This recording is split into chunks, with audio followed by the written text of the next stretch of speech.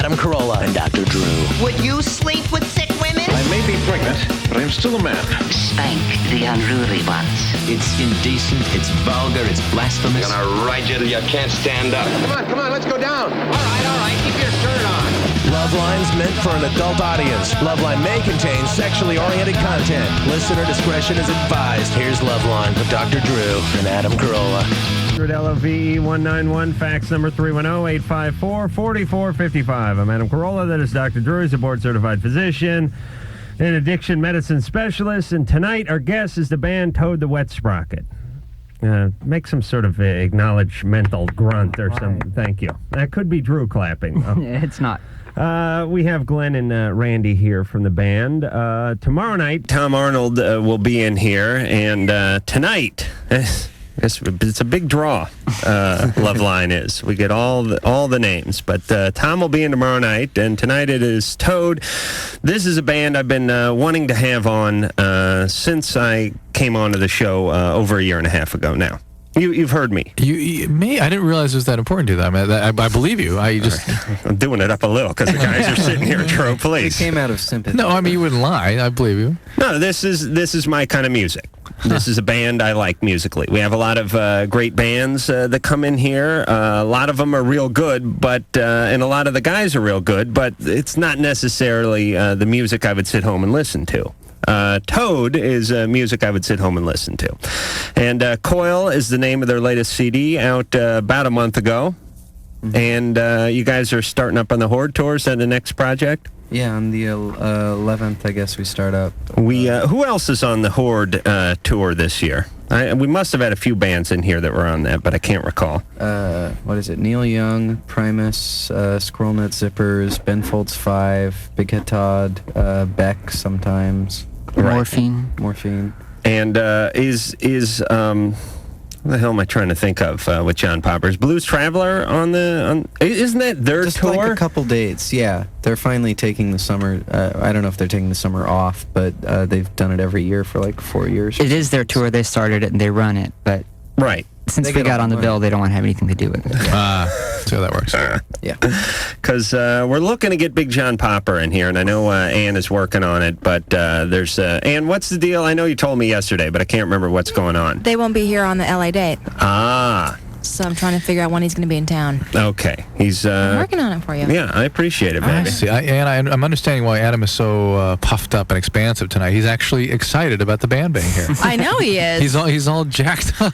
Which is so rare. What happened to you today? Something happened today? I blew myself. Oh, no kidding. What kind of answer do you want? I don't know. You saw a script or something?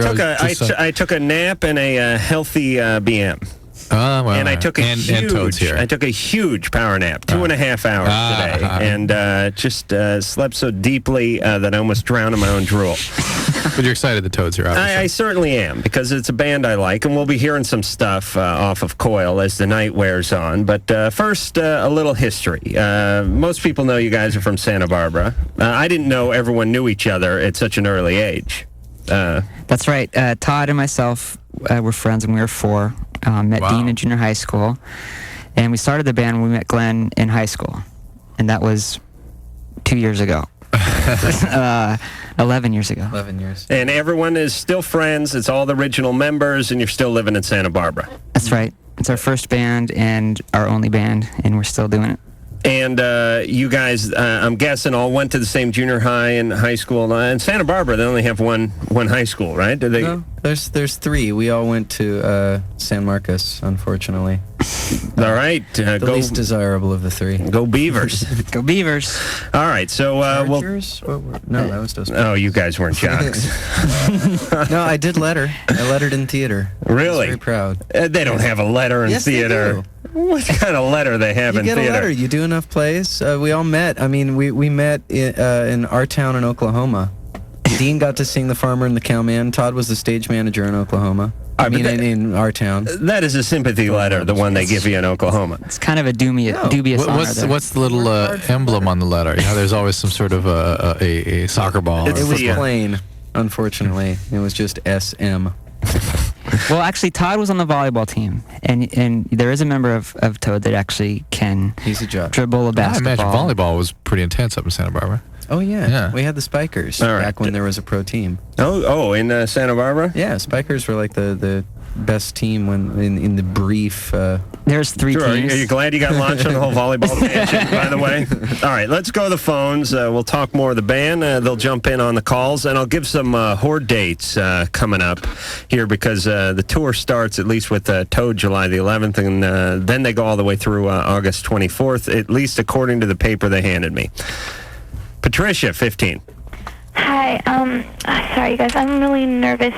My problem is that I don't like anyone. Anytime I'm near anyone, I start not liking them. For any period of time, I start really hating them, and it's like I can date a guy once, but after that, I just start hating him a lot, and I really want to hurt him. Should we gamble? All right, we're gambling. A new record. We're gambling 6 minutes into the show. Guys, did you bring any money? I got a 20 spot. Oh, 20. It's a little rich for our blood. We usually work with dollars. Drew, I'm going to need $1. No. Come on. Can we prepare yourself for You gave me $1 last night, and I gave it back to you. So technically, that's my $1. Key. All right. Seriously, there's no change here? No dollars? Is there any management? Kevin, you have any change? All right, we'll do it like prison. Bring your cigarettes in here. Bring some singles in. I want to gamble with Toad. I have one of my dollars here. Drew, can you make change for 20? No. I'll write you a cashier's check. Randy, you have anything smaller than 20? Yeah, I can get you something smaller. Our word is good. All right. Well, we got money. We got money coming into the studio. All right. Here's how the gambling. Yes, this is what I like. This is what the record guys are good for. We only need 2, but lay it all out. All right. Here it is. $4. We got a big pot going. Here's what's going on. Who were we just talking to, Drew? Patricia. Patricia, yes. Patricia's 15. Patricia, anytime she gets in a relationship, has animosity toward the man she's in the relationship with. Rageful, aggressive impulses. Right. Now, what we're going to do is we're going to gamble on her past. What kind of environment did Patricia come from? Where were her folks? What went on? Who gets to go first? Go ahead. The guest may go first. Randy? Abandonment. That's my vote. Okay. All right. Who abandoned by who? Well, the father. Father. Just okay. Father abandonment. I would say, or possibly just not necessarily abandonment, but maybe just people who didn't get along very well. All right, a little obscure, a little nebulous. We would say, okay, a family not necessarily abusive, but people who tended to be straightforwardly aggressive with each other. Mm-hmm. So she learned by poor example. I would say. All right. So the family was physically aggressive, like dad smacked Not even mom. Physically. I used to go out with a girl who's, her father was alcoholic, and so like her idea of love was you get somebody close and then you start telling them they're stupid all the time. Right. Because that's what you do to people you love. All right. So we'll go with verbal aggression. Yes. Just aggression without necessarily overt physical aggression. All right. Drew. Go ahead, Adam. Go ahead. I'm still thinking. Horrible abuse, physical. Maybe what Randy's picking up on. Maybe even like in a foster setting where a sibling or peers and things abused her physically and sexually. All right. So you have not only physical abuse, but not only at the hands of dad, but possibly at the hands of others. Like foster. It's some real horribly traumatic environment. It's pessimistic. Yeah. Okay, I am going with good old-fashioned alcoholism. Okay. All right. Dad's alcoholic and abusive? Yeah. Okay. Oops. Damn it, True, with your numbers. Patricia. Yeah, the first guy who talked was kind of right. Randy? Yeah, I think so. The guy who said that my parents weren't like physically abusive, but they're kind of mentally in that they always are telling me I'm messed up and stuff. And I don't know. Also, you guys should know it's not only towards people I date; it's towards people I sit next to in math class or something. All right, so it's more than. All right, so it's also against Asians. So what happened to you, Patricia? What besides your parents being aggressive? What else happened? Nothing that I can remember. I mean, I was never a happy child at all. I've always been really depressed and stuff. Okay, so you're never removed from your house. No. No one ever physically struck you? Well, I don't know if my dad, if you like talk back to him, he'll like push you into your room or something, but it's not like physical. And I was spanked as a child, but nothing. Nothing overt. Nothing overt, and no sexual abuse. No. Any alcoholism? Come on. I don't think so. You never saw your dad drinking a beer? No. Oh, for Christ's sake. All right, we're giving it to Glenn there because of the verbal abuse. This sound, the degree of rage and aggression though that you manifest really sounds as though this was cultivated in a much more regular way. In other words, that some kind of ongoing, either early heavy hit or some ongoing sort of escalating abuse or violence in the home. Well, I'm not really sure. I mean, I probably wouldn't remember, but I've caught myself, like, almost hitting my sisters or something, and it scares me a lot, so I'm not sure. Yeah, something's up here. I really wouldn't. Have you been seen by a psychiatrist?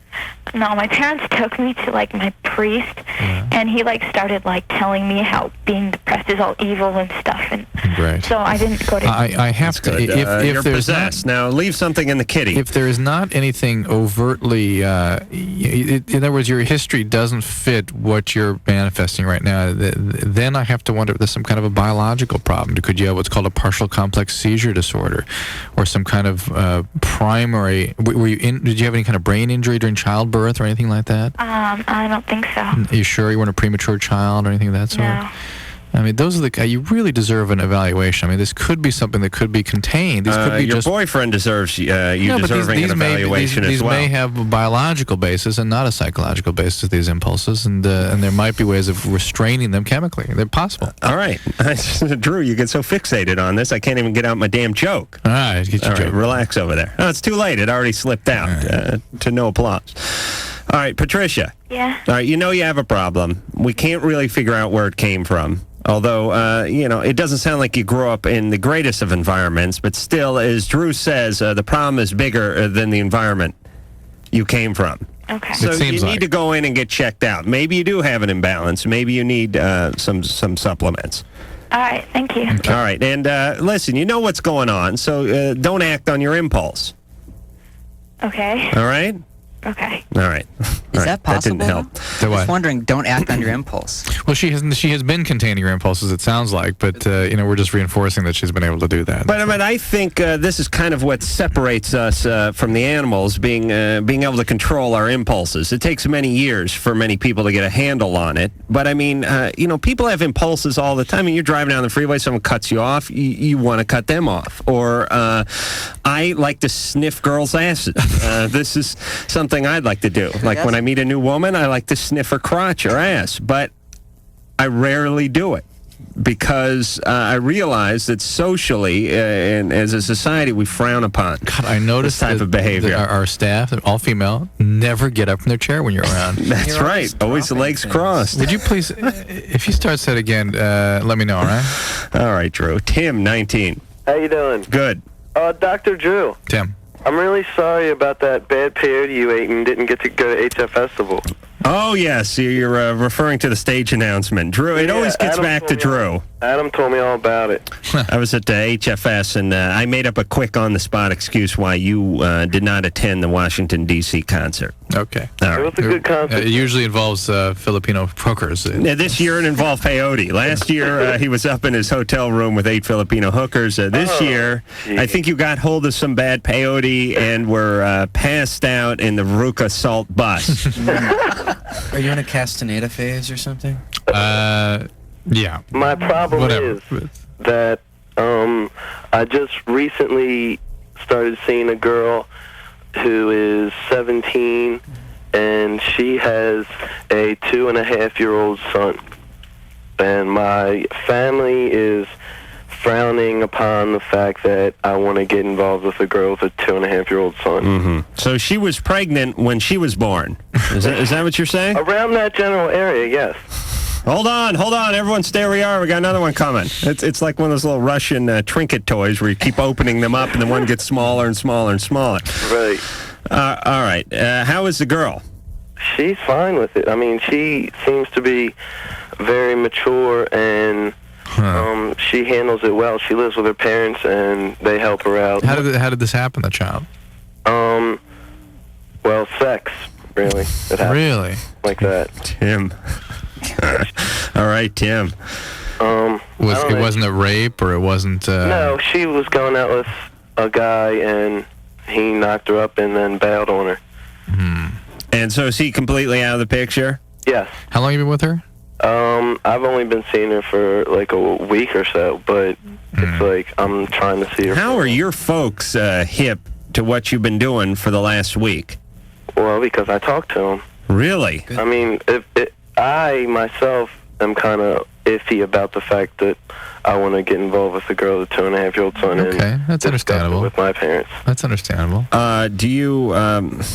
do you want to step up to the role of Papa, or are you just more interested in the girl and sort of going to see what happens? I'm more interested in the girl and trying to be a dad.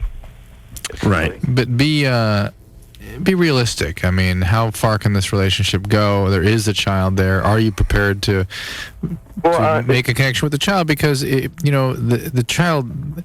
Just thinking about the child's needs for a second, which are really important here. I mean, the child needs stable, consistent male relationships, and if you're going to be one of the guys that kind of moves in and out of that child's life, you're not doing good. If you plan to make a commitment to this woman, you're going to be around for a while, and commit yourself to the child and show a consistent role model to the child. I mean, that's a lot to live up to. Let me ask Glen and Randy here. You guys ever got involved with anybody that had a child before you? Only our wives. And, you have kids now? I've been involved with Glen's wife. Oh, and and she has a... She has a couple. Right. Yeah. No, we have two. Randy and Heather have one. That's great. I mean, but yeah, it's... But no one had stretch marks when you met them. Is that what you're saying? No. Okay. All right. So what do you think? I'm wondering if I'm setting myself up for a problem. All right. Well, here's the deal, Tim. I mean, as far as I can tell, relationships are tough at 19, no matter who you're dating and whether they have a child or not. This adds a degree of difficulty. There's no doubt about it. Mm-hmm. Whether you're up to the challenge or not, we don't know. I think I am. All right. Well, then proceed. Because I hate to see women ostracized or at least, thrown on a sort of dating scrap heap because they have a child. Especially because what it takes to decide to have a child at 15. I mean, it's not the easiest choice. It shows that she's got a sense of trying to follow through with something and do the work it takes, hopefully. Theoretically and hopefully. Theoretically, I'm saying. Yes. Theoretically and hopefully. I mean, it depends. I don't, like C said, don't know either of you, but. Right. So I guess the only advice is proceed, but realize that there's a third party here, an impressionable third party, and don't jerk anyone around. Make sure you're serious about things before you proceed. To me, that's like advice that should go for any relationship. I mean, you act responsibly either way, and right. then, pursue it as you want. If you like it, go for it. If not, don't. Absolutely. Katie, 13. Hi, I love you guys. Katie? Oh, no, producer Ann was talking in my ear. What'd you say? I love you guys. Oh, we're into you, too. No, I love you guys. You guys are my sunshine. She means Toad. Oh, Toad. I'm sorry. Ann was talking. On cloudy days, you guys make me wake up in the morning. Are you talking about Toad? You, Drew. Oh, really? Yeah. Yeah, all right. Thank you. No, you don't understand. I love you. Okay. We're over it now, though. What's going on? No. I'm going to California. I want to meet you. Oh, really? Yeah. All right. I'll see you at the Arby's, say 12:30-ish. What are you doing in California? I'm going with my parents. Really? What are they doing out here? I don't know. Just vacationing, or? Katie? Uh-oh, Dad got hold of the phone. I'll tell you leave that Corolla boy alone. How many times have I told you? All right. We're going to play something off the Toad the Wet Sprocket CD entitled Coil. First, we'll go to one more call, maybe tease it, and then go to the break. What do you say, Drew? Fine. All right. Josh, 17. Yeah, Adam, how's it going? Josh. It's going real good, Josh. Huh? Go right ahead, Josh. Oh, boy. Full moon time. It's Full moon. Quaalude and Ether night. Full moon. This is my problem. About a year ago, there's this girl who says she kind of liked me and everything, and I was really into her too, but there were some things about her that my friends didn't like, so I kind of played her off and didn't let my feelings show towards her. So I guess what I'm looking for is some suggestions to kind of tell her that I really do like her and a way to, like, bring her back. How could he tell her he really likes her without actually telling her he really likes her? What is she into? Does she have any hobbies? No, it wasn't anything like that. She was kind of... Oh, wasn't hobby related at all? No, it was more okay. her lifestyle. Which is? Marijuana included that? Josh? Yeah. You smoke the herb?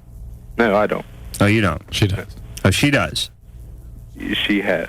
She has. Okay. It's good. Don't ever smoke pot, Josh. You would grind to a screeching halt. As it is, I'm sure you're... hold the phone up to your heart. I think it beats twice a minute. Josh, what do you do? Are you an auctioneer for a living? What is your profession? No, I'm just a little bit nervous. Oh, okay. All right. You want to show her that you love her? Or that you're interested in her? Yeah. Why don't you go tell her? Well, because I kind of already played her off when she showed her feelings towards me and said that she liked me. Right. I kind of just ditched her. Good. She'll be that much more excited to hear that you've come around. Josh, let me talk to her. Where is she? She's at home. Okay. You got her number? Yeah, but she's got a 10 o'clock phone curfew. That's 10 a.m. So we still have another 12 hours or so. No, at 10 p.m. It's 1:30 over here almost. All right, let's call her. Come on. Her parents won't let her on the phone. Love knows no time span. Do you understand, Josh? You haven't met her parents. Okay. All right, listen. Then just go up to her and tell her you like her. Tell her you're sorry about the past. You like her now, and let's get it on. Flowers. Take her out a nice date. All right, Josh. Make it clear that you're interested. That you've changed.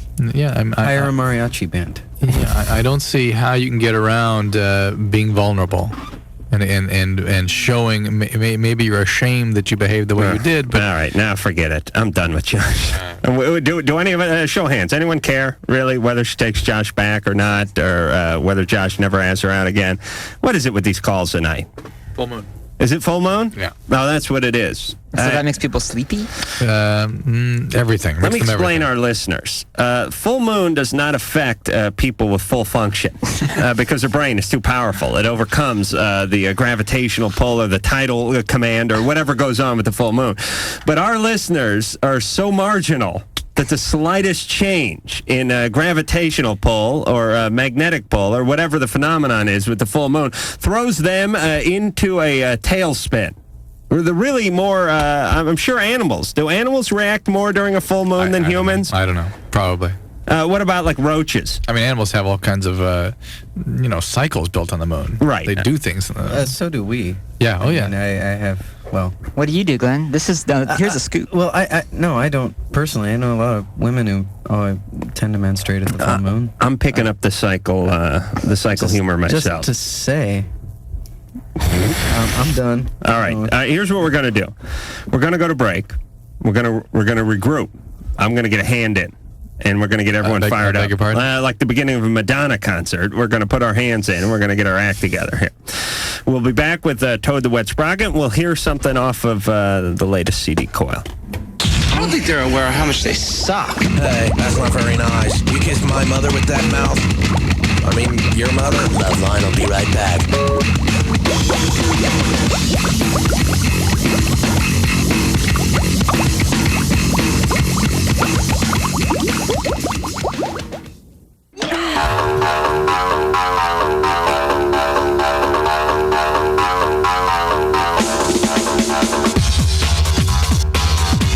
Hi, this is John Favreau, and you're listening to LoveLine with Adam Carolla and Dr. Drew.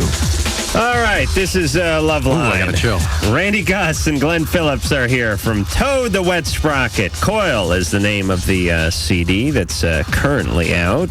One of my favorite bands. They're going out on the Horde Tour starting early, mid-ish July, and we are going to hear something off of the aforementioned CD. This one, Engineer Mike, are you poised over there? This one is called Come Down.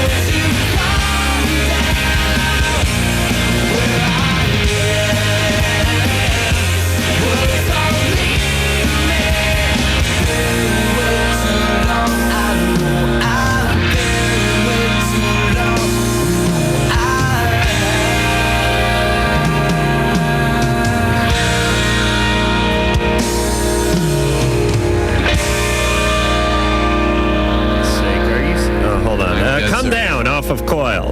Toad the Wet Sprocket is here. And I just found out that Drew's kids were, what did you say, they made a snuff film in the mid-70s? When they were under the age of 6 months, they made some commercials for like the Southwest Bell or something, a few commercials. Were they weren't national spots, or they were? Regional, yeah. I don't think they did any national. How many spots did they do? I can't. It was like four commercials, maybe something like that. And the triplets are in high demand because they can only use a child for a certain period of time. Child labor laws. You got a girl in there. But when my kids were under 6 months, they all looked an awful lot alike. Oh, they're dressed? Yeah. Okay. Yeah. All right. And they made a bunch of money, and it's now in the bank. You made a bizarre comment that I would spend their money. That's bizarre. I would spend their money. I would consider that my money. First of all, this is the fruit of my loin, and I'm going to eat the fruit. First of all, do you have any idea what it costs to get through college right now?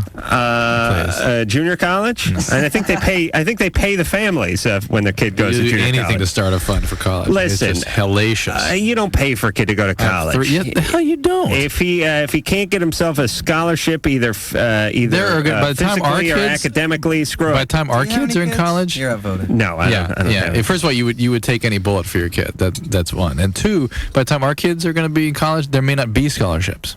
Oh, there really? may not be financial aid. You don't know. Well, just as long as they got football teams. I met with there'll be someone that said 10 scholarships. times more. It's going to cost 10 times like what it costs right now. I was sitting in a fertility office reading projected costs of college when I found out my wife was pregnant with triplets. Really, that's what I was doing moments before. Oh my God! All right, Really? so the pittance that Southwest Bell paid you is not even going to buy him a peachy folder in the year 2013. Probably might, if it continues to accrue, it might cover their 1 year of like living expenses or something, or 1 year of tuition. They're going to spend it all on Piercings. porno and hash. I know what they do in college, believe me. Thank God I never went to this thing called college. Jennifer, 15. Hi, Adam. Hey. Dr. Drew. What's up, you guys? From Jennifer. Wet Sprocket. Hey. Hello. First up, I want to say to the guys from Toad, I really like that song, Something's Always Wrong, from your last album. Thank you. I really like that song. Was that on the last album? Yeah. I think it was on the last album. Yeah, Last proper album. Yeah. She's right. Well, it seems like a song that's been around longer. 3 years. 3 years? Yeah, because I remember I was listening. I thought you said your last album came out a year and a half ago. That was the B-side. That wasn't a proper album. That was the B-sides album. All right, all right. So everyone's right. Yes. All right. Yeah, the problem is, I have my best friend, she's the same age as I am, she's 15, and she met this guy, he's 19, and she just recently got taken off of an antidepressant. I'm not sure which one. She did? Yeah, and what's pretty much going on is, since she's been taken off these antidepressants, she's been pretty much making bad decisions, like who to hang, bad people to hang out with, of course, they're the quote-unquote bad people that she likes to hang out with. She never really rebelled against her parents before this. And she met this guy, he's 19, and he's been convincing her to take drugs and have sex and all this stuff. And, I mean, before I met her, everyone was like, man, she was so good, And then all right, so what's your question? I was wondering, is it true that if you're taking off an antidepressant, it can make you, make wrong decisions? Well, being depressed, people like to feel good. And if you're feeling bad, you may do things in a desperate way to try to make yourself feel better. And addicts typically do this. They're the group of people who are biologically most prone to do this. They will seek thrill or sex or all kinds of distractions and escapes to try to feel better if they're feeling bad. Normies, so to speak, do that to a lesser extent, but they can do the same thing, and it looks like bad decisions. There's just some attempt to try to assuage some feelings, and it also tends to be an acting out of whatever problems or whatever dynamic issues that are there that lead to the depression in the first place. All right, we picked right up where we left off with the phone calls. We have a third-party Prozac call. Right. No. By the way, no more. Is Ann in there? I can't see. Lisa, no more second-party calls. Unless you want to worry. Right, unless somebody has something wedged in their ass. In that case, we will make an exception. All agreed? Necessity. Right. It requires it. All right, Drew, stop waving around. Here we go. Let's just sell the hell out of this call and go into break. Dave, 14. Hello? Hey. I just want to say, Dr. Drew, you rule. Thank you. And I got a question for you. Sometimes when I masturbate, after I eject, I get really bad headaches, and I want to know if that's bad or normal. Now, this is a good call. Yes. Now, this is what I'm talking about. Finally, somebody with cranium-crushing headaches after they masturbate. Is it because you smacked your head on the tile in the shower? Nah. No. Drew, what is that about? There are benign, I forget even the name they have coined for this, but there's a benign syndrome associated, meaning a non-harmful syndrome associated with headaches following climax. I worry about, if I were taking care of somebody that came in with that complaint, I'd look into it pretty carefully just to make sure it's not something more serious. It doesn't happen all the time. It doesn't happen. I understand, and there is a common and non-harmful or benign condition. It's called benign, orgasmic headaches or something. And I forget the name. You remember the name of it? Yeah, no, I've had this. I've suffered from this for years. Although there's a little twist. If I masturbate into ice cream too quickly, I get a headache. Don't you love the look on Drew's face right now? He's trying to process. He's going through all the texts he's read over the years. Ice cream? What the hell is he talking about?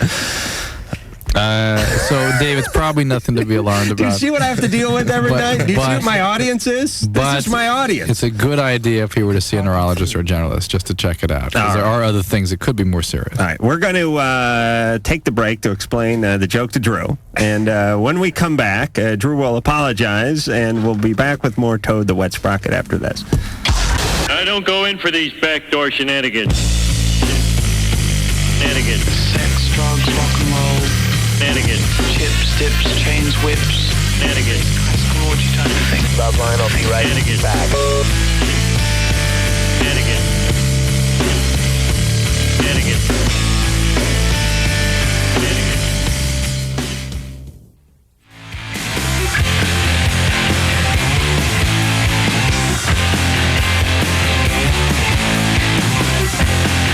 Hi, this is Harry Connick Jr., and welcome back to LoveLine.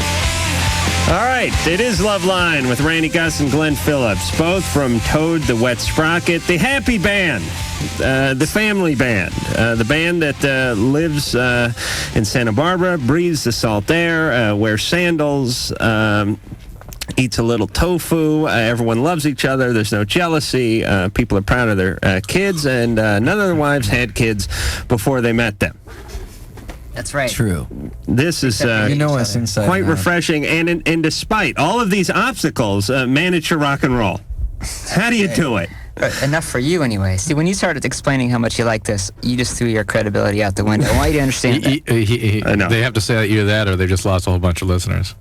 That's why you're getting all these. I like this band because the lyrics are smart, the melodies work. It's they can rock when they want. They can sing a ballad if they need to, and it's just a very clean sounding music, very crisp. And I've not seen you guys in person. I have heard you guys play many times on other radio stations, apparently stations that you put more stock into than this one because you brought your instruments. And it sounds as if they're playing the CD. They sound that good in an acoustic setting. That's very kind. That's the way I feel. Chris paying you? By the way, we listen to, since yeah, we're if doing you'd like to say anything about the show, now's the time. You guys, you're both really good, and I don't know. That's all Sounds I can like think David of. Spade. That was nice. Thank you very You sound much. exactly like a person talking on the radio. It's amazing. Thank you. Ken, Hey, guys. you're 22. 22, yes. Yes. I hope this doesn't make any bad radio. I don't actually have a question. I just thought this might be my only chance to talk to Toad. And I just wanted to tell you guys that, man, I mean, I've just never had any music move me as much as your music does. It's kind of like your music has been sort of like the soundtrack of my life, and I just thought I'd have the chance to tell you that. It was like in high school, like drinking beer and finding chicks was like the bread and circus days, and then had a steady girl, and that was like the pale days, and then we broke up, and I would lock myself in the room and listen to Fear. And then, we get back together, and I'm getting engaged, and that's like the coil days. And There's too many records for this story, Ken. I'm the same way with Foghat, by the way. I'm a little older. We did this show once before, and that's very nice, Ken. But we got one call last time, and the girlfriend calls up and says, "Yeah, you guys are really good, or my boyfriend thinks you guys are really good, and he's a real big fan." Okay, my question is, my boyfriend likes it when I stick my pinky in his urethra. Oh. And it was like, oh, great, the only call. Yeah, we get those too. Oh, Adam, you're God. I think you're a genius. Anyway, I got a hold of some bad acid earlier today, and I'm tripping pretty good. My probation officers come by the house. All right, so Ken. Yeah, that's really the extent of my call. I just wanted to tell you guys I've never had, I've made the trek out to see you probably like 6 or 7 times with some friends, and they all love you as well. But just wanted you guys to know that you're great. Thanks, Ken. Thank you. Thanks. But they're well aware of that. As a matter of fact, we spent the entire break with them talking about how great they were. So, Drew, you were privy to that, weren't you? Yeah. No, actually, Glenn had some notes on my comedic delivery. He doesn't think I'm bad. He just I think Glenn looks at me as is like a stock car that he could tweak just a little bit, just to shave a few seconds off the lap time. It's called electroshock treatment. Christine. Yes. Hey, you're 22, and on with Toad the Wet Sprocket. Hi. I have a question for Dr. Drew.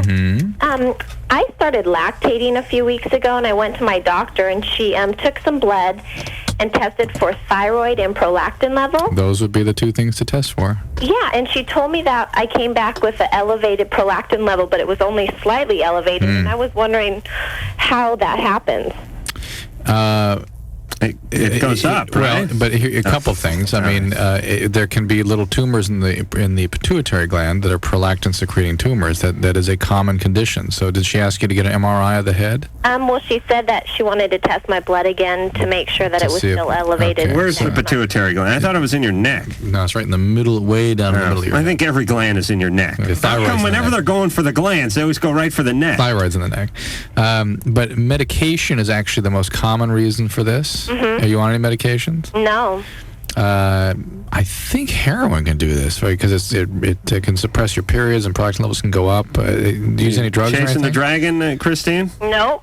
No. And no birth control pill? Nothing. No medicines. No medicines. And you had a pregnancy test also? Yeah. Okay. And the thyroid was okay as well? Yeah, the thyroid was good. How much? Stimulating the breast sometimes does this for some women. Actually, manually, any kind of stimulation of the nipple can do this. Is there something to be worried about? It is something to take very seriously, particularly if the prolactin level is up. That needs to be investigated thoroughly. Glenn asked if you have a baby. No. No. Okay. All right. Is there any stimulation of the breast going on? Nope. Would you like them to be stimulated? Yep. All right. I got a free foot. And how much is coming out of there, Christine? Not much. All right. Is it normal for both some sides? women just... What? Both or one side? Both. Yeah. I mean, it's a common thing. It's a common medical problem. And the most common thing would be thyroid or prolactin secreting tumors. Okay. And medication, I beg your pardon, medication is the most common thing by far. Like what kind of medication would do this? Most commonly, sort of psychiatric medication, things called neuroleptics, antidepressants sometimes. All right, so what should she do? Follow up with your doctor. Okay. Finish the workup. Get an MRI, okay? Okay, and Adam, I think you're really hot. Oh, really? Yeah. Yes.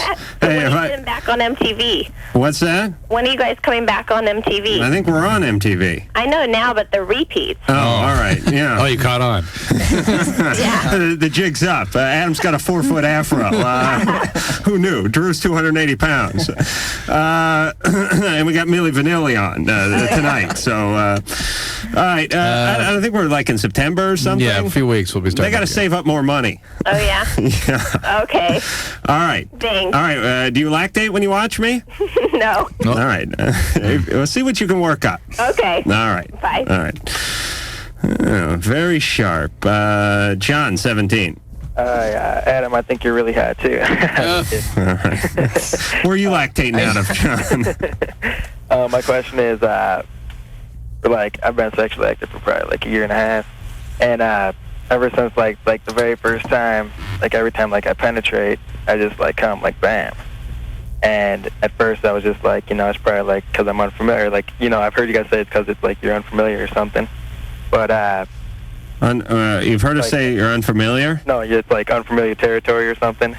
And you'll get used to it or something. All right, whatever. Yeah. Well, the older you get, the more you hate women. And so it tends to prolong the ejaculate. All right, but anyways, like lately it's been like even like masturbating or oral sex or anything before, that'd be like no problem. What do you mean no problem? If she's like, I could like go for a while, like even like on oral sex or whatever. And I thought it might be like, switch partners or something, and it's just gotten worse. Okay, it's great. Whenever a guy, especially, hold on, John, we're going to talk about you.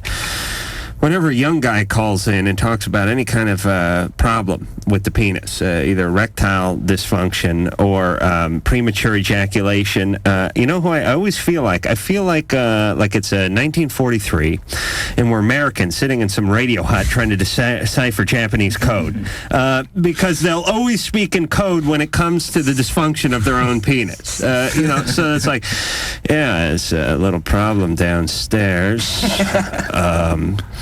I get in, but I don't get out, you know what I'm saying? And before, there's no problem, like if she went down there. But now, if I go down, it goes up and then it, comes out. And so, can you help me? Is it a problem with the car? I'm not clear. What was his problem? Premature E. Premature E, but they'll never just come out and say it. In spite of, throughout his whole sexual career. Okay, and even when you masturbate, John? Yeah, but let me explain some of the goals of masturbation because I have them posted on my headboard. Premature ejaculation is just efficiency when it comes to masturbation. Yeah, but like when I'm starting to think about it now, and I'm like trying to, because that's like the main thing with the girl, Right. And so even when she helps you orally, they're still... Lately. It never used to be like that at all.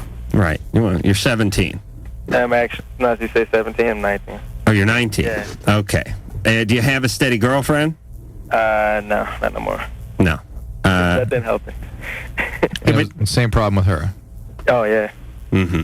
And how long are you good for? Or can that kind of time be measured? Through? Not long at all. All right. So we don't have the instrumentation to measure that kind of time. What can you do? Glen, Randy, ever any problem? Glen, you have 2 kids. I'm guessing. Glen, you're turning red. Both very... I don't know. I mean, one thing, you can possibly condition yourself. Do you masturbate a lot? Not too much anymore now. Oh, well, forget it. I don't know. When I got really compulsive about masturbating, and you can condition yourself to really go hair trigger, right? And that can carry over. Right. You become. It's like you grow up in an orphanage and you learn to eat fast because someone's going to grab food off your plate, and then 20 years later you're sitting in a 4-star restaurant and you've just inhaled a breadstick because you're conditioned to do that. I think Glenn is right, John. When you masturbate, take some time for yourself. Put on something frilly. Surprise yourself at the door.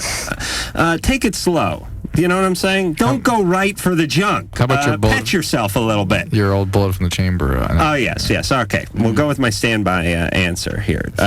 Before you get into a sexual situation, have yourself. Remove a bullet from the chamber so the gun does not go off prematurely. And number 2, get the poster of the Havern guy and put it at the foot of the bed. This is going to add, I've documented this, it adds between 18 and 22 minutes to the average lovemaking experience. All right. So that's 19 minutes to you. Where is that snare drum, Engineer Mike, please? All right, when we come back, more with Toad, more with Drew, and you, all after this. I began to float up and away from my body. Lady, you better get back here. If you're not here when LoveLine returns, they're gonna be pissed. Float.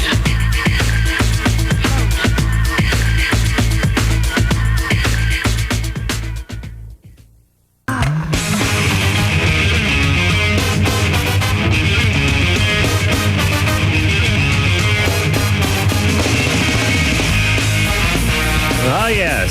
More LoveLine. Adam Carolla, Dr. Drew, Randy and Glenn from Toad the Wet Sprocket. Coil is the name of the latest effort from that band.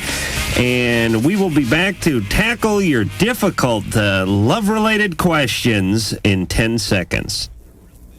This is LoveLine on Radio Station. WEBN Cincinnati.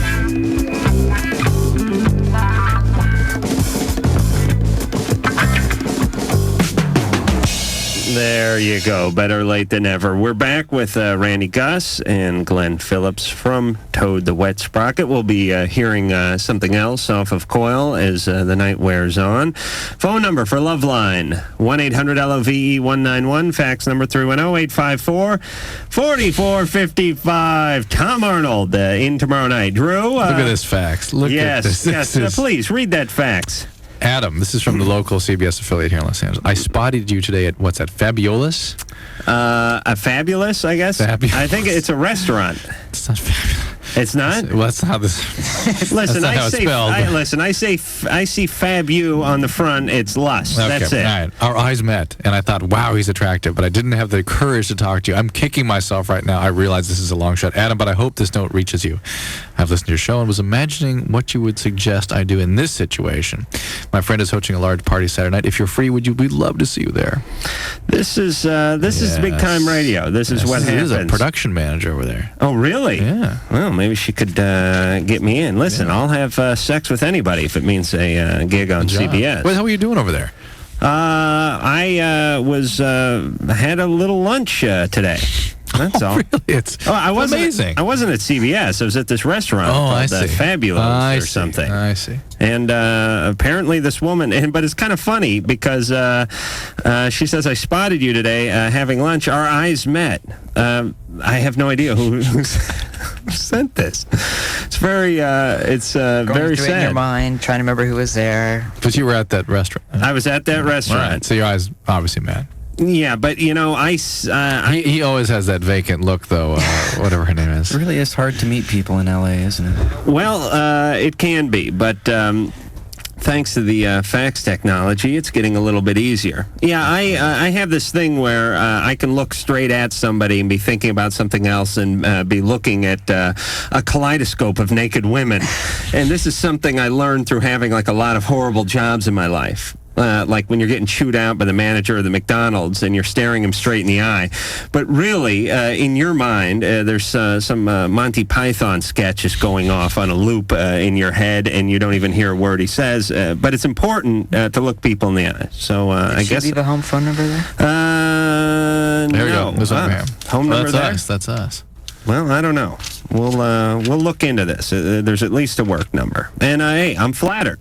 Next time, come up and talk to me. There you go. Hell, buy me lunch. Okay. All right, Toad is here, and we're talking to Tiffany, 28. Hi. Hey. How you guys doing? Good. Great. I have a problem, and it's kind of been bugging me for about a week or so. Mm-hmm. I have a 7-year-old girl in a daycare class who has been molested. I don't know who, did it. She's starting to act out in class, and she's starting to talk to other kids about things that have happened to her. Oh, my.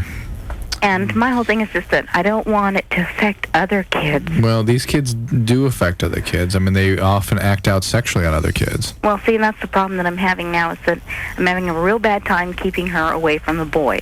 What does she do with them? Well, she's, she's, doing things like lifting up her shirt, and, she's... Well, it's so sad. I mean, the premature sexualization of children is one of the most traumatic things we can do to kids. And not only do they have trouble staying away from other people, but later on in life, other people have trouble staying away from them. Right. They become the victims. Right. Later in life. But if she is able to... victimize, she will. That's all she knows. That she's just. If we kind of follow her around and make sure she's not alone. You've got to do that. You've got to do that. Do things like that. How do you know what happened to her? It's in her file to kind of keep an eye on her because of things that have happened. I'll tell you what. Keep a lot of containment and a lot of behavioral sort of techniques at hand. Mm-hmm. I mean, help her contain herself. Right. Look upon it that way. Anything I can do to help her? I don't expect to be able to talk about it. I mean, give her every opportunity to talk about her feelings, but create consequences for behaviors. Use behavioral techniques. Well, I mean, the most that I can do is if she starts acting out, I can send her, to sit down and she'll sit down but do for it 30 minutes. but do it very consistently. Look upon it as helping her contain herself. If you find yourself feeling overwhelmed or angry, you weren't doing your job a few minutes ago. You should have stepped in earlier and helped her contain the actions. Right. Well, I try and keep pretty good, tabs on everyone. And it's just one of those things. It's hard. I feel bad because I don't want her. And, she's been vocalizing to other kids. They've been going home. They're telling their mom, well, she said. And my whole thing is just that there's, I feel kind of like there's nothing I can do to help her. Is she getting counseling? Is she what? Is she getting counseling? I mean, it was on her files. I don't know. She's at age a 7. foster family now, and from there, it's kind of one of those things. At age 7, it's a very hard thing to do. But again, I think you're assuming she's out of harm's way now, right? Yeah. Yeah, I am. I just. They don't have any form of counseling for 7-year-olds. They do. Oh, yes, you can. But you know, it's not going to do that much. It takes years and years and years. And really, what now this person needs to focus on is helping her contain her behaviors. Right. But I mean, you know, my whole thing is just that she's with a foster family. I don't know if they're, you know, equipped to handle what she's, you know, doing, or, you know, just because if she goes home and she's doing it with, you know, there's other kids around and she's, you know, vocalizing and showing and, you know, acting out. She'll get hurt. She's not getting in trouble for it there, and then she comes to school and she tries to do it. And my whole thing is just that. Well, why don't is you it talk? appropriate to talk to the foster family and tell them? I would. Out of control. I would absolutely think so. My goodness. I mean, no. I mean, you know, let's not be afraid about hurting other people's feelings. Well, I know, and it's one of those things where we've been discussing it, but I think it's just that everyone is kind of, well, you know, no one really wants to talk about it. Why not? Well, I mean, you know, yeah, it's uncomfortable, Drew, and people think they're overstepping their boundaries or something like that. Right, and everyone's afraid, well, you know, this is just a step parent, and, you know, they're just kind of there, you know, or a foster parent, you know, they're just there to kind of keep an eye on the kid. I'm sorry, but I think if we as a society take that position, we are doing these children a grave disservice. And I think it's BS. I think people got to put their narcissistic needs aside and make decisions based on the child's needs. And if you're afraid that the parents are going to get defensive, screw the parents. If they have a child that needs help, needs help. You know what I'm saying? Yeah. I just, you know, I wanted to back you up. I want to hold you. At that point. Drew doesn't, and you guys have kids too, right? So everybody, it's funny, I can see the posture change, but there's a distinct posture change between people who have kids and people who don't have kids whenever these sort of horrible child-related issues arise, because any good parent is going to naturally sort of take whatever the problem is and apply it toward their child, and one of those, you know, God forbid kind of things. My children I don't really have children. I like to think of my pornography collection as my children. Too many to name, but I don't get the same uncomfortable feeling. I just get anger at the person who acted out on the child. I cannot, for the life of me, figure out this impulse that so many people seem to have, which is to sexualize, you know, a 4-year-old. I just can't imagine it. And you know what I think it is? I'm no sociologist here, but I play one on the radio.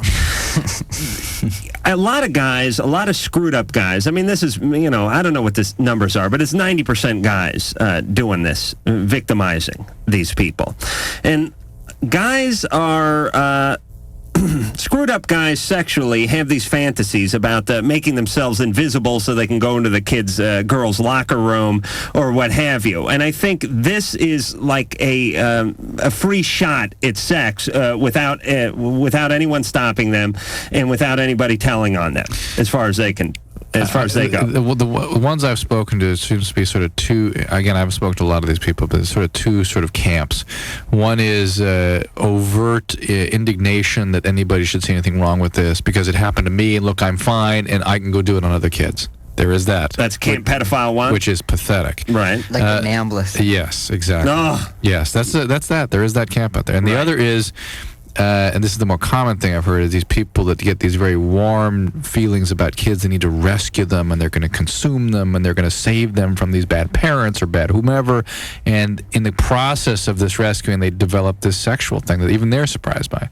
And they can't contain it, and there it goes. They can't separate affection and sex. Oh, it's... Ugh. My sexual wheelhouse is between like, I'd say like 22 and 32. Those are the only people I look at sexually. I hope your wife never grows up. I'll raise my wheelhouse when my wife, if I get a wife, turns 33. But I'm saying I don't trust the guys. I had a guy working over at the house today, and he said, Oh, God, there's a great magazine he wanted to bring over because we're trying to arrange a porn swap. Get me in on it. I know it sounds bizarre, but this is everyone should do this. You have a big batch of porn, which to you has become passé.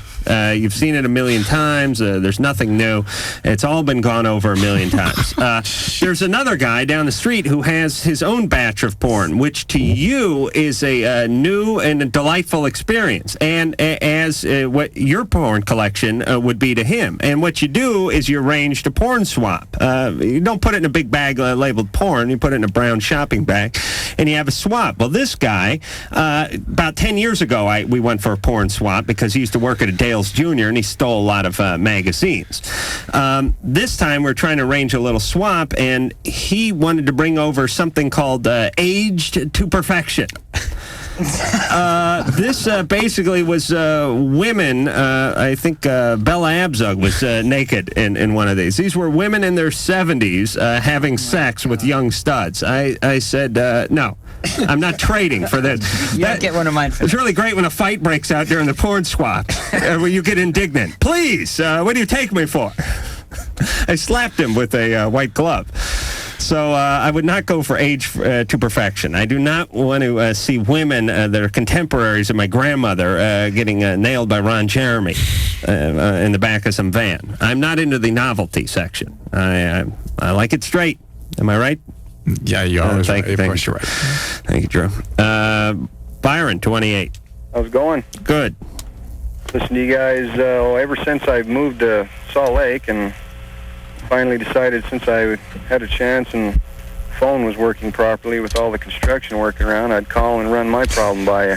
All right. Well, thanks for qualifying that, Byron. I am insatiable as far as sex goes. I mean, I'm like a woman as far as orgasms go. I can bust a nut and just be right ready to go back into the saddle again. Multiple partners. I mean, I could go through probably 3 a day. Well, and Salt Lake is a city for you. You've come home, finally. I actually moved here from Helena, Montana, just for that reason, because, Utah's got some very beautiful women. Right. And then you got the whole polygamy thing working for you over there. I was just wondering if you guys could, hit me to... Are there classes for people like this? Because I'm starting to get worried. Lamaze, I think, is where you're ultimately going to end up. Yeah, SA. Sexaholics Anonymous. And they do offer things like that. That's not just a story that's... Oh, no. The Big Book, SA Big Book, is really quite good. It's an interesting study, an interesting series of... anecdotes and advice for people that have this sort of problem. And you find that when you really get into the process of recovery from this kind of compulsion, issues of aggression tend to be very prominent. And somebody did tell me that too. They said that's a masking tool for my anger. Yep, it tends to be. But you're a million miles away from it now, so it's not something you can even think about. Now, do you think that if I get help with the sex, that the anger is going to be an issue? Well, but you have to get help in such a way that the anger is expressed and worked through in a healthy way. Huh. And SA is a very good program for that. Not SAA and not SCA.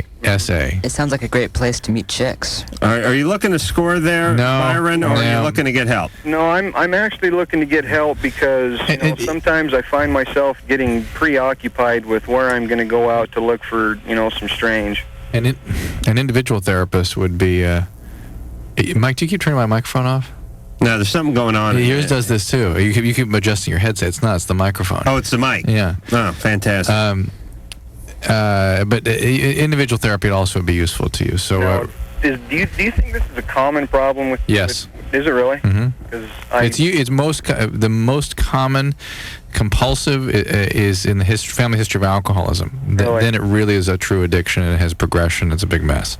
But there can be sexual compulsions that are separate from addiction that also respond to traditional therapy. I don't go way overboard with dudes and all that kind of stuff. But it's bothering you. It's having consequences. You need to do something. Exactly. Okay. All right. I had more questions for Byron. All right, go ahead, ask him.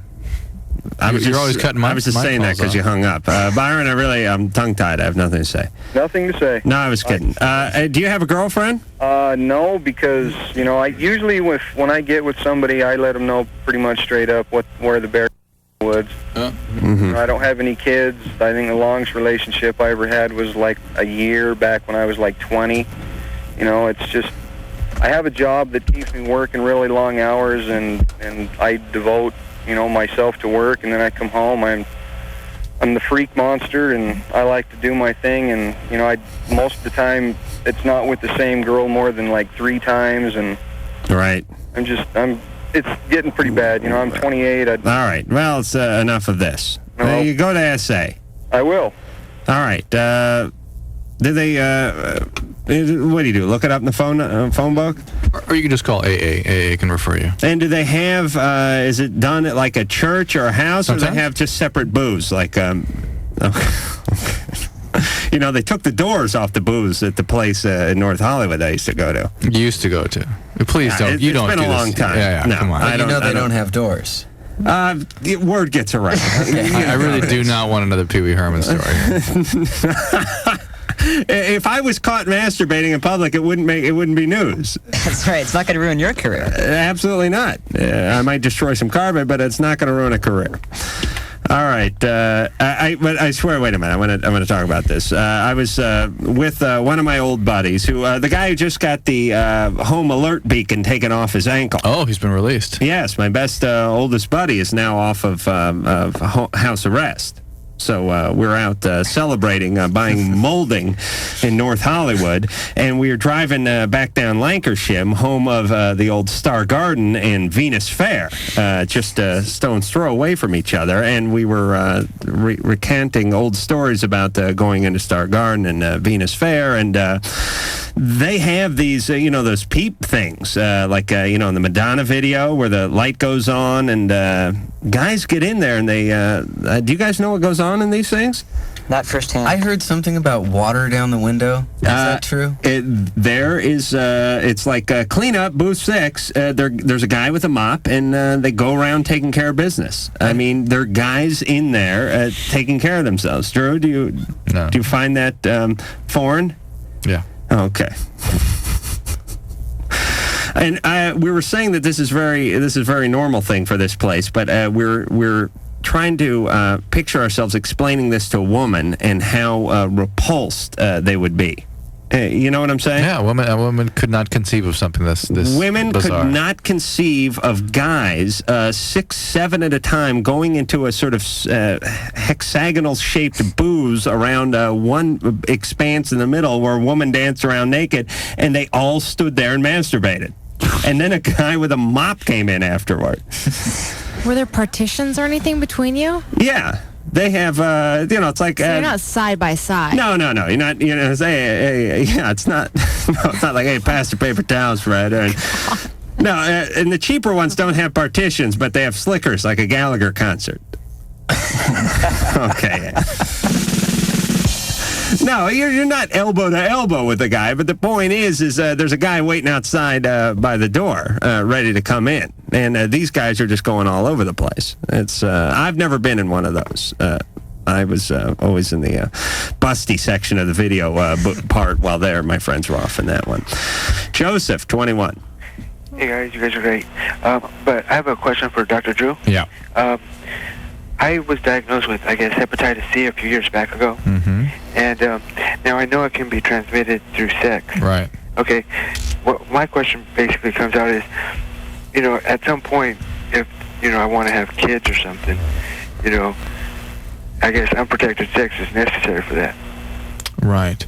So, I mean... it's not likely that you're going to transmit it in a few encounters. It's a rather difficult virus to contract, and there is even debate about whether it is sexually transmitted. I'm certainly of the school that believes that it is. What I don't know, I'm not clear on what's called the vertical transmission, whether or not the mother gives it to the child. Is it passed through the semen? I don't... it can be. It's just like HIV. just like HIV. So he couldn't do a sperm implant type of thing. No. Is there some sort of a sperm sieve or something? No filtration. But I don't think there's vertical transmission of hepatitis C the way there is of hepatitis B.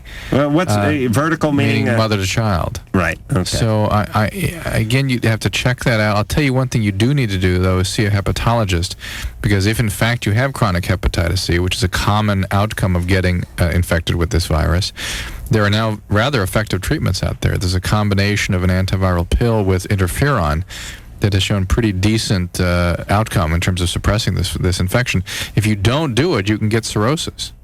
Right. And even liver cancer. Well, I haven't had any, with the exception, I was real young when I guess this had occurred, and originally I believe they thought it was hepatitis B. How'd you get it? Through blood transfusion. Transfusion, yeah. But so I haven't had any episodes since then.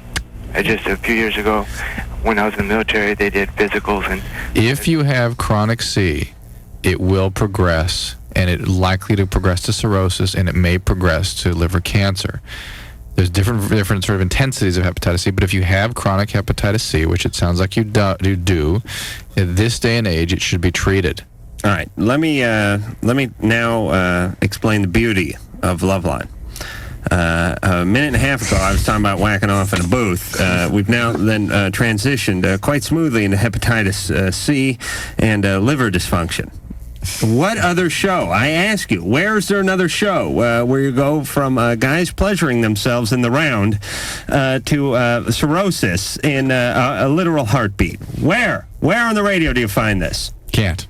Thank you, Drew. Thank God he stepped up to the plate there. Can you believe we get paid the same amount?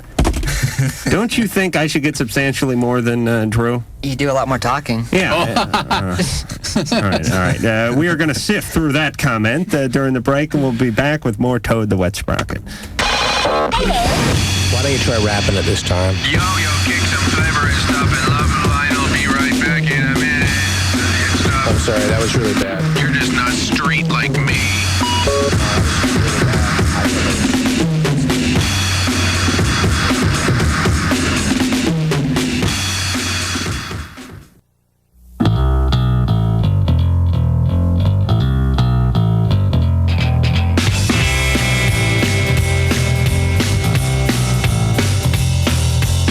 Hi, this is Tony Bennett, and you're listening to LoveLine with Adam Carolla and Dr. Drew.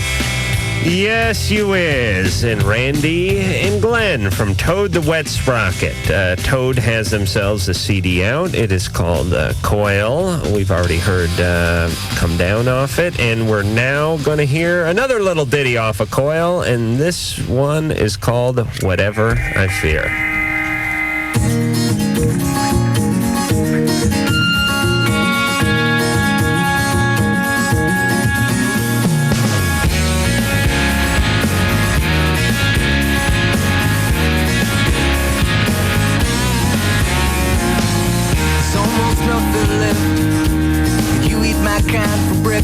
What did I expect? To come here and find anyone?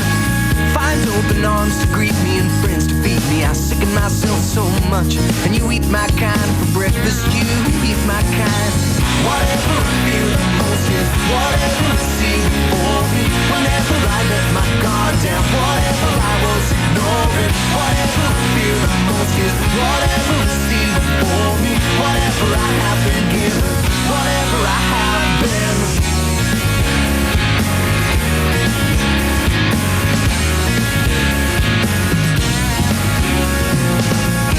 Myself this way, I am a monster, I believe. Seeing is believing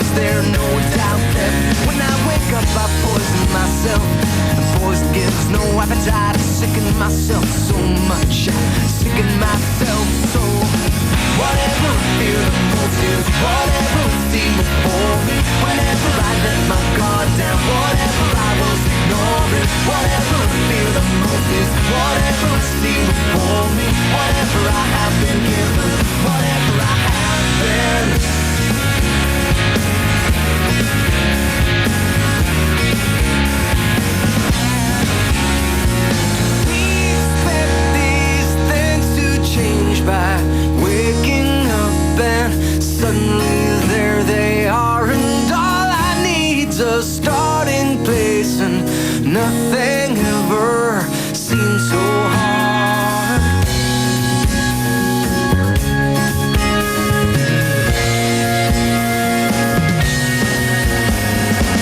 Whatever I fear the most is whatever I see for me. Whenever I let my guard down, whatever I was ignoring. Whatever I fear the most is whatever I see for me. Whatever I have been given, whatever I have been.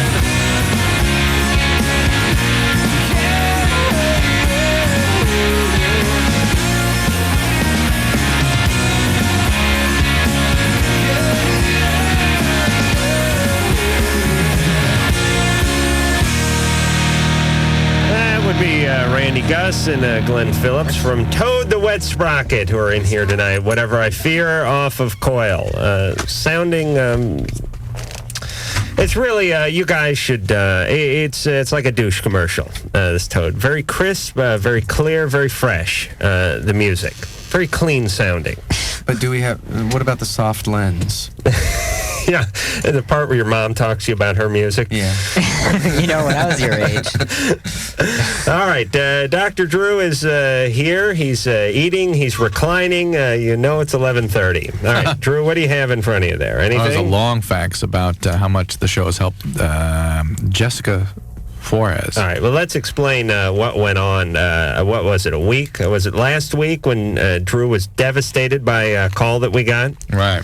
The show's been on in Los Angeles some 14 years. I was a fan of the show and always listened to the show growing up. I guess I started listening, I must have been 18, 19. And Drew's always been on the show, and we had a caller call in who was, 27, 28? Right. Said, wanted to start off by saying, grew up in L.A., have been listening to Drew and LoveLine in its many different incarnations for 14 years, and that Drew has helped her and molded her life tremendously. She was 13 when she began. She's now 27. Went on to be one of the nuttiest broads I've ever talked to in my entire life. Drew had a puss on and was in a funk from that moment on. He was devastated because whereas I'm here to meet the bands and cash the paychecks, Drew is here to help people. It's just funny every time I say it. And he really wants to make a difference. And you understand that when you get a call like that they've been listening since the night the show debuted, and still one of the most effed up people you're ever going to want to talk to. Drew really was. You couldn't console him, could you, Drew? No, that was disturbing. But I appreciate the people. Ever since then, people have been calling in saying you've made a marginal difference in my life, and Drew's felt much better. Here's my favorite part of this one is now before I do anything stupid, I automatically think, quote, what would Adam and Drew say if I called up and said I wanted to do this, unquote. And it helps me think twice. Oh, that is a wonderful sentiment. All right. I had someone A bunch of faxes about where did you guys get the name of your band? I'm sure you must get that all the time. Yeah. Monty Python. And we were young. We didn't know any better. How old were you when you named the band? Glenn was 14, and the rest of us in the band were 18. It was an 18-year-old that did it. We regret it every day of our lives. Every day. But it's based on a Monty Python sketch. Actually... Yeah, it is. It is? Oh, it isn't. He was going to tell the joke, but that's okay. All right. But they could have been the Knights of St. Knee, so... Now, that would have been cool. True. Or Holy Hand Grenade. There's a band out now called Holy Hand Grenade. Oh, there is? Much better band name. By the way, I've been keeping track. You talked about a fan who turned out to be kind of messed up. We got one call, a guy that said that he really liked the band, and he had no problems. Adam, several people have called and said they really like you. One lactates, one ejaculates prematurely, and one is sexually insatiable. I'm going to keep this tab running until the end of the show. But so far... Drew fans? That's right. Oh, Drew fans. Well, everyone's a Drew fan. I was wondering what you were doodling down there, Randy. Keeping score. All right. This is it's fascinating. Haley. Hi. Hey, you're 14. Yeah. I just wanted to tell Toad that you guys are absolutely fabulous. Thank you. And my dad and I actually are really into you guys, and it's been like years now, and we have all your CDs, and we just love this new one. It's like pretty heavy stuff. That's kind of cool. And it's nice that there's a band that your parents don't, bang. Turn that I just crap hope your down. problem isn't with your parents. Well, my dad's a pretty cool guy, but it's just like, it's just amazing. You guys are fabulous. And I want to tell you that, you said like that there's like all these people that are like older that like you guys. Yeah. I absolutely love you. So. And I'm sorry, how old are you? I'm 14. Oh, thank you very much. And Adam and Drew, you guys kick ass. So. Thank you. We have no problem with the young folks. That's right. They enjoy my comedic sensibilities. Okay, well, see you guys and keep producing brilliance. Thank you. Okay, bye. That's it? Oh, geez. See, that's very nice, but it throws off the whole curve because I was going to summarize at the end of the show that everyone that likes you is kind of messed up and everyone likes us has no problems whatsoever. It's working. I think that played right into your evil hand there, didn't but it? they said they liked you too. No, that was really for you. No, that was for you guys. That was just... Okay. That's good. It helps my tally. Oh yeah, absolutely. And you can go ahead and sort of custom do this whatever way you want it to turn out. But the people that like me are a little nuts. Drew, I mean, this is not news, by the way. Okay. I've been doing this show for a while. Nate, 19. How you doing? Good. Oh, man. Well, I've had some problems. Yeah. I came home from work today. I got off early, and my wife was in the shower with her best friend. Mm-hmm. Best friends again. Yeah. And is her best friend? Best friend. Is her best friend a woman? Yeah. Mm-hmm. I don't know what to do. Oh, so they were getting it on? Well, they were just holding each other in there, but... What did you do? Well, I raised my hand, but then I left. Raise your hand to hit somebody? Yeah. Who are you going to hit? Probably my wife. I was pretty pissed. Right. How did she react? Oh, man. She didn't do very well at all. She just said, I'm sorry, and I just said, to hell with you, and I left. And that's the last you saw of her? And I haven't talked to her since. How's your relationship been otherwise? Rocky, but it's been there. In what way rocky? Just money problems and, usual problems. Have you ever struck her before? No, never. Okay. You're 19. Yeah. How old is she? 18. And when did you guys get married? We got married in November of 95. God, I really didn't see his age. I could have sworn I was talking like a 38-year-old. Yeah. It really seemed that way. It was like Jan Michael Vincent or something was on the other line. Right. An older guy. Nate. Yeah. So you left the house? Yeah. And you've not been back? No. And you've not contacted her? No. I didn't hear the answer to the question. Did you ask why they got married? No, but all right. Why'd you get married? Well, because we have children. Okay. Well, now you got to work on that relationship. How many kids you have? 3. All right. 19. He's got 3 kids. Well, please, he's up for your program. You had 3 at once. Oh, okay. They might not at be 19. triplets. Not at They 19. might be triplets. And 19, I wouldn't have survived. I would not have survived. And listen, here's my take. As long as you don't burden the state or your neighbors, have as many kids as you want. We just wear out the mattresses fast. What do you do for a living, Nate? I'm a disc jockey. No, you're not. Yes, I am. For a R&B station? No, I'm a disc jockey for a country music station. Oh, well, country. Country. Yes. Hey, guys, this is a country station. And how's that going? Well, every now and then it goes all right.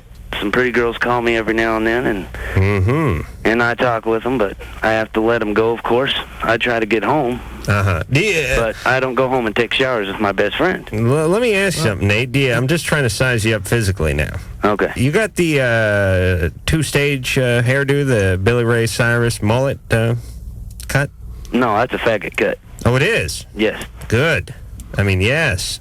You just have the one hairdo, right? That's right. All right. And big belt buckle and everything? No. No. All right. You big man? No. No. I'm about 5'11 and a half. Uh-huh. and about 160 pounds. All right. Drew wrote fat guy on a chalkboard. I was just going off of that. All right. What does that say? Dick? Oh, no, it says Hick. I'm sorry. Nate, you got 3 kids. You got to patch things up with the old lady. Yeah. Am I right? Yeah. And you are, would you like to be in the running for the Adam Carolla sponsored vasectomy? No. No? You are a prime candidate. You don't get to choose that, I don't think. Yes. My wife had to have a hysterectomy because her uterus wouldn't contract. Because it was just in because you're such bleeding? a constant state of dilation because of the she children? was bleeding after her last delivery? Well, yeah, because we had twins, and it stretched her uterus too far to recover. Nate, please, on behalf of your children, figure out a way to make this environment more healthy. You're 19. I love my wife with all of my heart. All right, well, there's problems in the relationship, and this is a symptom of the problems that she needed to run off with somebody else.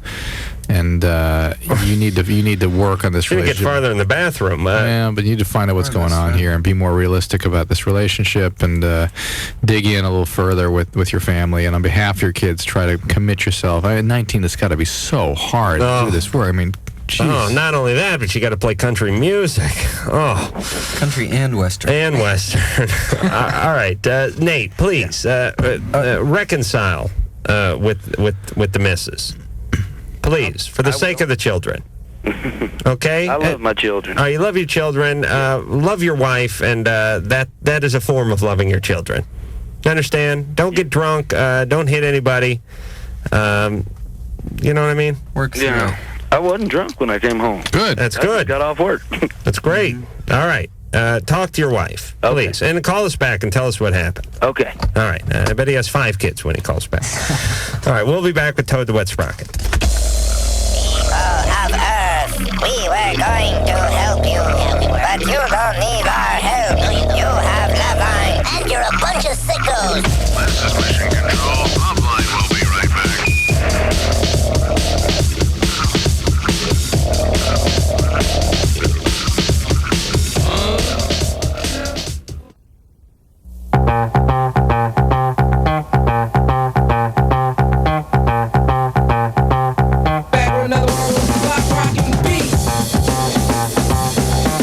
Chad Smith.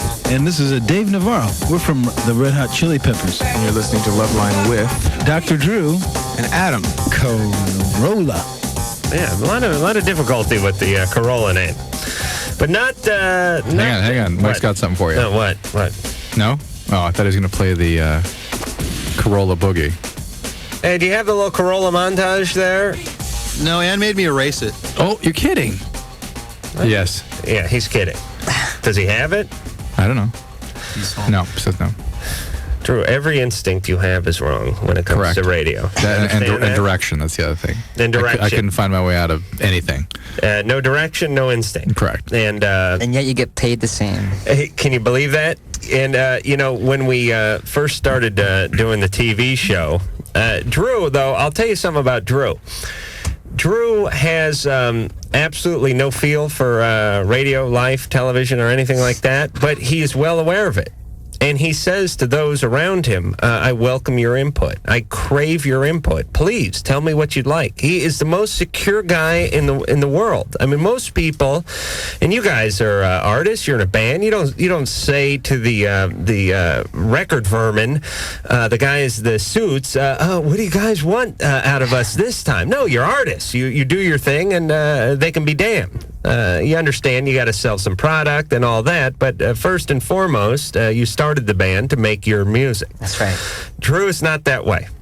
No, let me defend myself. Look, I'm a professional. I practice medicine. These are radio or TV professionals. They direct me. I'll follow the direction. Right. So he's here to help people. I'll do my job. I just do it in their environment. They just need to tell me how to do it. He'll work for free as long as he can help people. He did this show for free for a decade. Did you really? Yeah. Wow. Yeah. I was making a joke. For 8 years. It is kind of a joke now. But the point is the first day we did the TV show, Drew and I were sitting on our little leopard skin perches up there, and the producers both came up, and they were crapping bricks because here's Drew, who doesn't know which end of the camera is working in, and there's me, the guy who is basically, here's what qualifies me to be on TV. I taught boxing and cleaned carpets before this gig. So they're both panicking, and they come up, and Drew, what do you say to him, Drew?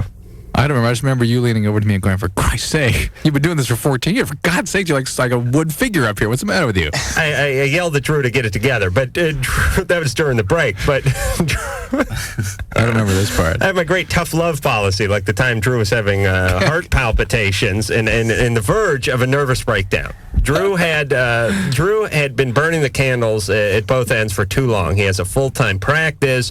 He's got the triplets. He's got the wife, which is really like having another set of triplets. He's got the TV show. He's got the radio show, and we're going on our 4th TV show in one day. And Drew was really coming apart at the seam. For the first time ever, I saw him sort of break. And Drew breaking is not a major collision, but it's more of a fender bender. But Drew's got up and said, I need to walk into my dressing room and chill for just a minute. For just a moment, what I say to you, So Drew? which my friend and colleague Adam Clough walks in and goes, I can't even use the expletives you even put at me, but it was, if I have to be here 5 more minutes longer than we absolutely have to, I'm going to kill you. But it worked, didn't it, Drew? No, you dragged me out there. I felt horrible. Next time someone has a nervous breakdown, just yell at them. So back to the original story. So the producers are standing in front of us, and Drew says to them, listen, we've never done TV before. We're totally new at this, and we crave your input. We want your direction. We welcome your direction. We work better when people give us feedback, in which case I pipe up and say, I have no idea what he's talking about. I'm a genius and would appreciate both you guys getting out of my camera line right now. But ended up working out anyway. But Drew is that way, not an insecure bone in his body. He knows what he's good at, he knows what he's bad at, and he's ready to take direction. That's right. All right, now get me a cup of coffee. Valerie, 14, on with Toad the Wet Sprocket. Yeah, I have a question. Oh, well, first I want to start off by telling you that I masturbated during your show before. Oh, really? Yeah. All right. I love your show. But anyways, I'm 14, and kind of got a problem. And I feel funny when I have sex with 14-year-olds, 15-year-olds. I don't know. I feel weird, and I just have to have sex with 18, 9-year-olds, 19-year-olds, and It's not even bother betting. This is feeling bogus to me, Drew. No. No? You don't want to gamble? No, it's too obvious. All right. you should, because they're... Yeah. I mean, you were sexually abused by an older man when you were younger, right? No. Come on. Well, because my sister is older than me, and my cousin is the same age as my sister. My cousin, Jessie, when I was little, I walked in on them, and they were having sex. And how old were you when that happened? I was 12. Nothing before that for you? No. Did you well, kind of, because my grandpa and he was 70. Right. My great-grandpa was 70. He would just touch me. All right. Okay. So this has been happening for a long time. That is when great-grandpa cops a field. That is sexual abuse. Sexual abuse by an older person, is it not? Yes. Didn't we just ask you that, Valerie? Yeah. Sorry, I'm just kind of nervous. Okay. And so this has been going on for a long time, and I bet you got sexually active at a very young age. Well, yeah, I think I would say so too. About 11. 11? Yeah. And how old was that person? 17. Okay, that's sexual abuse too. If an older person under the age of is having sex with somebody under the age of 12, that is really, really overt sexual abuse. All right, Drew, it's time to dig the bunker in the backyard so your kids can have an environment to be raised in.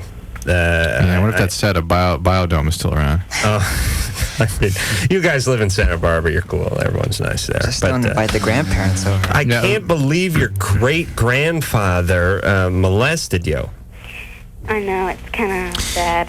You know, sometimes very old people develop an organic brain syndrome where they lose their ability to contain impulses like that. Well, he would because I remember when I was little, I would just be sitting there watching TV, cartoons, and he would run out in the living room, like, completely naked, sit right by me, and then he would masturbate. So I Valerie, I mean, this is terrible. Oh. That terrible.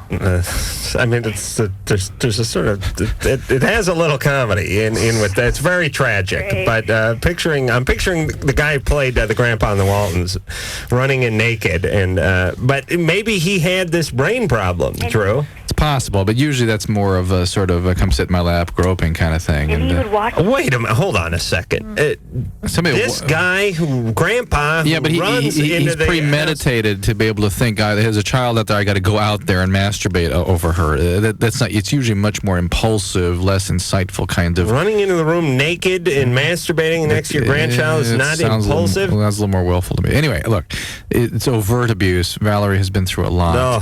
And Valerie, this is the way you experience yourself. This is the way you've been used to experiencing your sexuality. This is the way you think people who care about you relate to you. And it doesn't feel as good to be with your peers. It feels better to be with the older people, even though all you're actually doing is reenacting the abuse every time you're with an older person. All right, let me talk to Valerie. There's nothing wrong with being an older person, except that there's something wrong with an older person that would be with you, and it is necessarily the case that they would be abusive. All right, I'm 33, never been sexually abused, and I'm confused by that last statement. Go ahead. All right, Valerie, listen to me. All right. Here's the bottom line. Okay. Any impulse you have sexually is wrong. Do you understand? Yeah. Your compass is spinning around like Mr. Turtle when he would go into time travel. A Tudor turtle. Drew with a bizarre piece of specific information. Everything is wrong. Do you understand? Yeah. Because you grew up in such a horrible, dysfunctional, painful environment that all you are left to do now as a 14-year-old is act out. You understand that, right? Yeah. You listen to the show. You understand who calls in, right? Yeah, I've heard some of All right, so here's your job, Valerie. You cannot stop the thoughts. You cannot stop the images. It's hard to stop the impulses, but you can't act on them right now. There's no way we're going to stop the thoughts from coming in your head, but what you need to do is not act on it. It's like you have to treat your life as if you were high on mushrooms and you thought, you were looking over the edge of the building and it looked like a big sea of Jell-O for you to jump into. But you have to realize you're high and it's just concrete down there. Do you know what I'm saying? Yeah, I know. You have to approach your life that way. You have to get into counseling. You have to work this stuff out. Or you have to stay in counseling. When Grandpa runs in the room naked, masturbates next to you. Listen, I was in counseling for 5 years, and my grandpa just made bad goulash. I've been in counseling for about 4 years. All right, but the point is, do not refrain from relationships for several more years. I don't have, like, relationships. Well, refrain from interaction, yeah, because it's gonna add to problems rather than cause solution. Time out for Valerie. Yeah, big time. That's all right. And here's your challenge. And this is God damn son of a bitch. Right when I'm right in the middle of one of my brilliant soliloquies, the chair comes out from under me. And this is the challenge of a lot of people. Don't get yourself HIV positive. Right. Don't get hepatitis. Don't kill yourself. Don't have 5 kids. Don't destroy some other lives or your lives in the few short years between, let's say, 14 and 20 when you're trying to get sane. Just lay low, do your counseling, get your head screwed on straight, and don't dig yourself a ditch you can't get out of at this age. This is the problem. Yep. Am I right, Drew? You're right. Am I right, Toad? I'm impressed. Thank you. Here's LoveLine before deworming. Here's LoveLine after getting fixed. Here's LoveLine chewing out its stitches. Here's LoveLine dragging its butt across the carpet. Bad LoveLine. Bad LoveLine. LoveLine has been bad, and we'll be right back.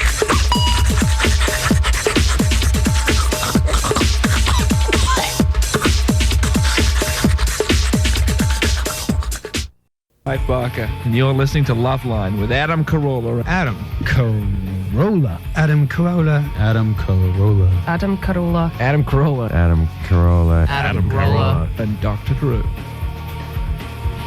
Yes. It was Donna D'Erico at the beginning of that? Oh, she wasn't. Let the guys from Toad hear Donna D'Erico real fast. Okay. Oh, we don't have to. All right, but tomorrow night, can you guys come back to hear the Donna D'Erico liner? Fourth anniversary. Can't come I'll be here. All right. I'll be here. All right, Randy will be here. All right, Randy, Glenn from Toad the Wet Sprocket, thank you very much for coming in. Thanks a lot for having us. It was our pleasure. Toad the Wet Sprocket. Coil is the name of the latest CD. Please, if you know anything about music at all, go out and get it. All right, so Tom Arnold tomorrow night, and until then, this is Adam Carolla for Dr. Drew saying mahalo. This has been LoveLine. The opinions expressed herein are certainly opinions, that's for sure. If you'd like a written transcript of today's program, you probably should have written it down yourself. And if you did, we'd like a copy. LoveLine producer Ann Wilkins. This broadcast was copyright 1997 Westwood One Entertainment. This music is MXPX on Tooth and Nail Records. Sit, Obo. Obo, stop dragging your butt across the carpet.